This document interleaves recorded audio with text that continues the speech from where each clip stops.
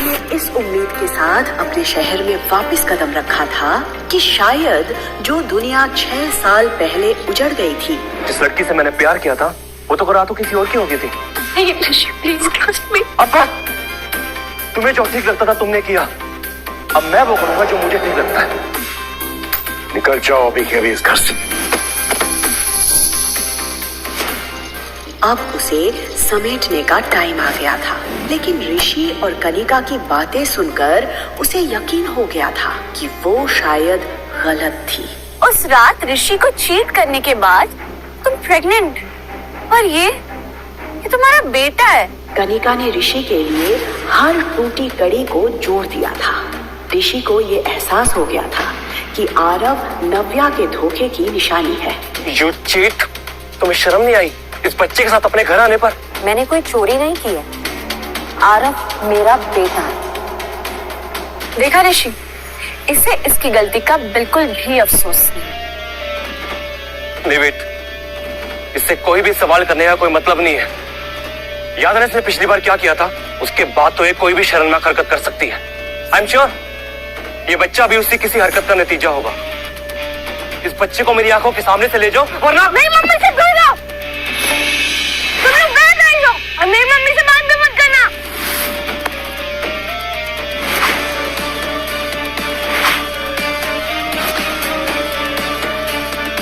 मेरे बच्चे को हाथ लगाने की हिम्मत भी मत करना। Behave yourself.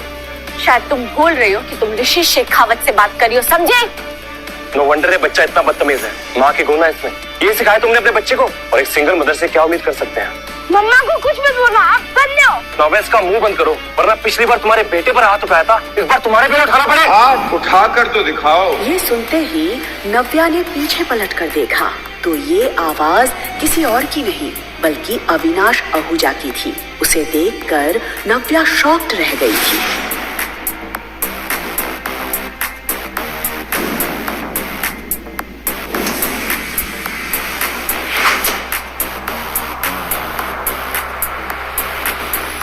Darling, where were you? मैं तुम्हें कब से ढूंढ रहा था। ये सर को क्या हो गया है? बस कौन दीदी को डार्लिंग क्यों बोल रहा है? Hey kiddo, how are you? पापा आप आ गए? Of course. मैं तुम्हारा कब से इंतजार कर रहा था। तुम लोग थक गए होगे ना? पहले लंच करोगे कि रेस्ट करोगे? नव्या पूरी तरह से ब्लैंक खड़ी थी। वो कभी अविनाश की तरफ देख रही थी तो कभी आरव के। वो मन ही मन सोच रही थी ये क्या करने की कोशिश कर रहा है। तभी उसने कनिका और ऋषि की उड़ी हुई शक्लों की तरफ देखा। वो समझ गई थी कि अविनाश क्या करने की कोशिश कर रहा है। कहाँ थे तुम? मैं कब से तुम्हें ढूंढ रही थी। लेट्स गो हनी, अब लेट्स गो। उसके मुंह से ये सुनकर ऋषि का दिल जल रहा था। वो बार बार अविनाश की पर्सनालिटी और उसके पीछे खड़े असिस्टेंट और गार्ड्स की तरफ देख रहा था। ये देखने में तो बहुत रिच लग रहा है, पर इतना हैंडसम और रिच लड़का दीदी के साथ क्या कर रहा है? और ये बच्चा उसे पापा क्यों बोल रहा है? मुझे तो कुछ समझ नहीं आ रहा। ये लोग कौन है? तुम जानती हो?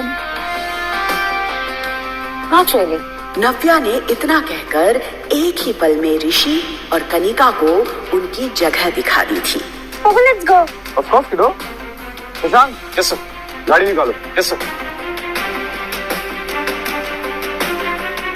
असिस्टेंट, बॉडीगार्ड्स, ये नावे ने किससे शादी कर ली और हम लोगों को पता भी नहीं चला।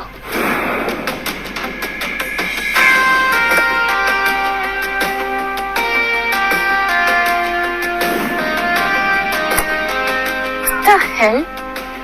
इसने हमें इंट्रोड्यूस भी नहीं कर पाया।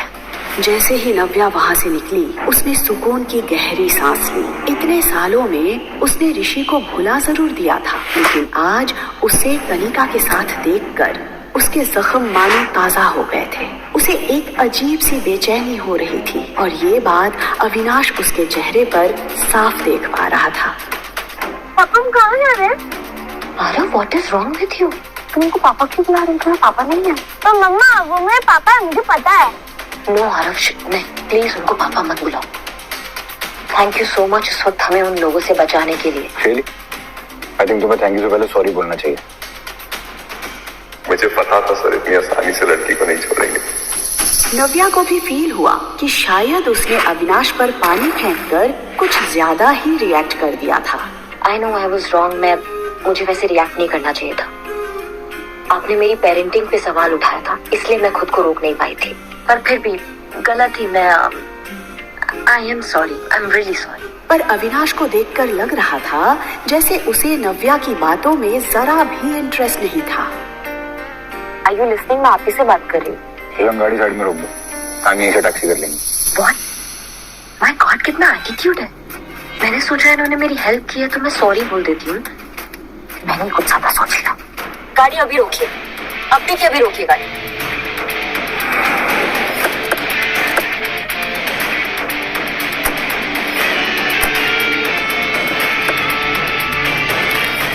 What's this? ये टैक्सी का फेयर, यहाँ तक लिफ्ट दिया ना, thank you so much. What the hell? ये लड़की समझती क्या अपने आप को? वो देख रहा था कि नव्या आरव का हाथ पकड़कर दूसरे टैक्सी का वेट कर रही थी। अविनाश का चेहरा देखकर शशांक को हंसी भी आ रही थी और उसे डर भी लग रहा था। वो अविनाश के गुस्से से अच्छे से वाकिफ था, इसलिए उसे पता था कि अविनाश ने इस वक्त अपने आप को कितना कंट्रोल किया हुआ था। अविनाश वहाँ से निकल जरूर गया था, लेकिन अभी भी उसके मन और दिमाग में नव्या और आरव की शक्ल घूम रही थी। Interesting. कुछ तो है इस लड़की और इसके बेटे में। I don't know what, but there is something. Navya taxi रुकने का वेट कर ही रही थी कि तभी उसकी दादी का फोन आया।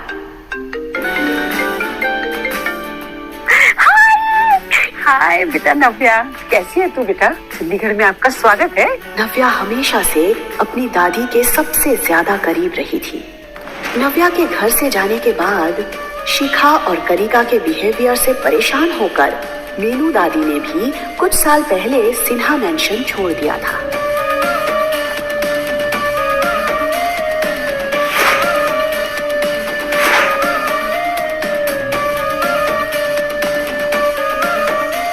लेकिन फिर एक दिन नव्या के कॉल ने उन्हें फिर से जीने की उम्मीद दे दी थी। दादी, अब बड़ी दादी बन गई है। दादी, मैं हाँ, अगर आप दादी बोलोगे तो मैं क्या बोलूँगा? बिल्कुल तेरा चेहरा, वही आंखें।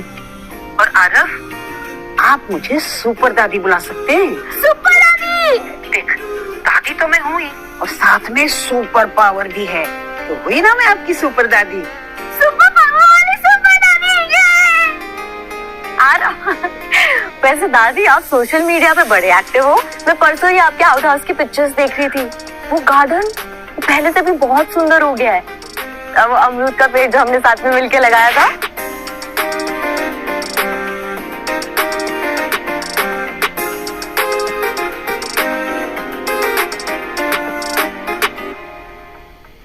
इतना सब कुछ अकेले आप कैसे कर लेती है दादी? क्या हुआ दादी, आप कुछ बोल क्यों नहीं रहे हो?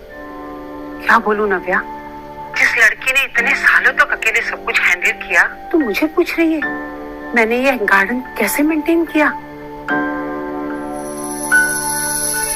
बेटा, क्या कुछ नहीं सहा होगा तुझे इतने सालों से? मैं तुझसे कहती रही कि तू मेरे पास आके रह जा, पर तूने मेरी एक बात नहीं सुनी। मेरा जी घबरा जाता है बेटा जब मैं सोचती हूँ कि तूने आरव को अकेले कैसे बड़ा किया। कैसे आती दादी मैं यहाँ? पापा ने घर से आप सबसे दूर भेज दिया था। निकल जाओ अभी के अभी इस घर से। अब सिन्हा परिवार से तुम्हारा कोई रिश्ता नहीं। और अगर पापा को मेरी प्रेगनेंसी के बारे में पता चलता तो पता नहीं वो कैसे रिएक्ट करते। और सच बताऊं तो दादी मैं आपको कोई प्रॉब्लम नहीं देना चाहती थी। तू मेरे लिए कोई प्रॉब्लम कभी भी नहीं खड़ी कर सकती। अरे मेरी तो आंखें तरस जाती हैं बेटा तुझे देखने के लिए। तो आ तो गई हूँ मैं अपनी दादी माँ के पास। बस आधे घंटे में आपके पास पहुँच जाऊंगी दादी। मैं बहुत एक्साइटेड हूँ। मुझे पापा को बताना है कि I missed him so much. Can't wait to meet him. ये सवाल सुनते ही दादी के चेहरे पर उदासी छा गई। उन्हें समझ नहीं आ रहा था कि वो नव्या को सच कैसे बताए। क्या हुआ दादी? नव्या, तेरे पापा।